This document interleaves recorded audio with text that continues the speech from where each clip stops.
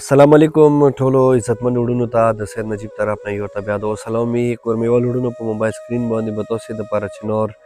یو ډېر معصوم یو ډېر ښکلي روغ بچي ویډیو کس وی دا تقریبا یوه میاشته کېږي د پلار د ما سره رابطه کوي دې دپاره څه په راچینار کې کوم یو تنظیم جوړ شوی دی چې هغه د مزدورو کسانو مدد کوي هیلپ کوي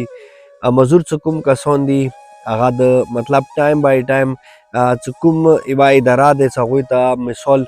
پریخ فی لګوي هغه کې دا کس چې کوم دی دا معصوم بچی چې کوم دی رجسټریشن یې شوی دی انشاءالله هغه چې کوم چیرمین دی کوم مشر دی هغه سره مو خبرې شوي دي نو د نیکسټ ډیټیل کې به دا بچی چې کومه دی هغه بستوي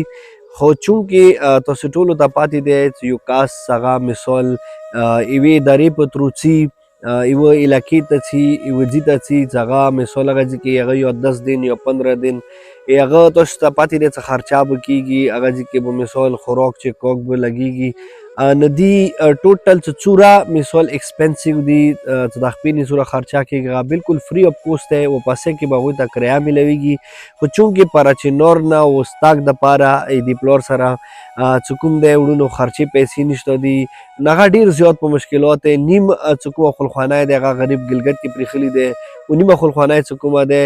په راچینار کې دی نو دغه ویډیو په ذریعې تاسو ټولو وړونو ته دا ریکویسټ کوم چې دغه معصوم بچي پلار سره تاسو پلیز بھرپور مدد وکړئ هیلپ وکړئ چې دا بر وخت چې کوم نیکسټ سیشن دی چې هغه کې لوډ شي دغه معصوم بچي ته چې کومه دی د خپاوه لګوي چې ما که د کوم مشکلاتو سره دی کوم تکلیفو سره دی ما که د تکلیف کې چې کوم دی زر په زر حل شي هم پلار ته سکون میلو شي او هم هغې خلخوانۍ ته چې هغه غریبان نیم ګلګت کې پاتې دي نیم په راچینار کې دي صرف اور صرف دغه وجې نه چې هغوی سره مثال دوره خرچې پیسې نشته دي چې مطلب که د بچي ته مثال د خپه واچوي نو واپس ګلګت ته چې هغوی نه د ډېره زیاته خرچه کېږي نو ټولو ته ریکویسټ کوم د والد صاحب نمبر به تاسې په موبایل سکرین باندې کس وي دي پلیز تاسې رابطه وکړئ کنټیکټ ورسره وکړئ او کازم چیریټي فاونډیشن کنټیکټ نمبر به تاسو ته برېښي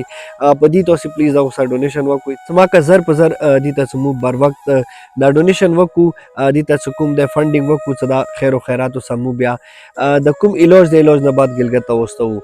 نو ټولو وړونو ته ویډیو اینډ کې دا ریکویسټ کوم چې پلیز تاسې ته ونواځئ نه د کازم چیریټي فاونډیشن ډېرو غریبانو یتیمانو مسکینانو مدد کېږي پلیز تاسې نه څومره وسه کېږي د چیریټي مزید سپورټ کوئ مو هیلپ کوئ مو سره تعاون کوئ مو سره زیات زیات مدد کوئ چې دې بچي نه علاوه